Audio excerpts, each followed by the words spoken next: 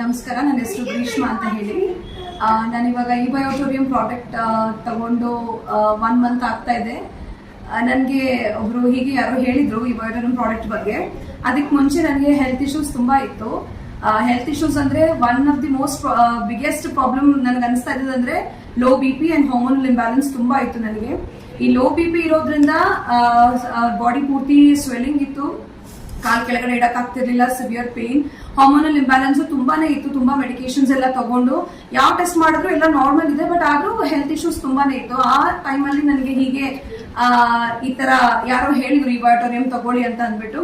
Weight gain ತುಂಬಾ ಆಗ್ತಾ ಇತ್ತು. ಸೊ ಡಾಕ್ಟರ್ಸ್ ಹತ್ರ ತೋರಿಸಿದ್ರೆ ಅವ್ರು ಹೇಳೋರು ಇದು ವೆಯ್ಟ್ ನಿಮ್ಗೆ ಬಾಡಿ ಪೂರ್ತಿ ಸ್ವೆಲ್ಲಿಂಗ್ ಇದೆ ಅಷ್ಟೇ, ಅದನ್ನ ಹೇಗೆ ರೆಡ್ಯೂಸ್ ಮಾಡ್ಬೇಕಂತಾನೆ ಗೊತ್ತಾಗ್ತಾ ಇರ್ಲಿಲ್ಲ, ಅಷ್ಟು ಪ್ರಾಬ್ಲಮ್ಸ್ ಇತ್ತು ನನಗೆ. ಬಟ್ ಈ ಬಯೋಟೋರಿಯಂ ಪ್ರಾಡಕ್ಟ್ ತಗೊಳಕ್ ಶುರು ಮಾಡಿ 1 ವೀಕ್ ಆಯ್ತು ಅಷ್ಟೇನೆ.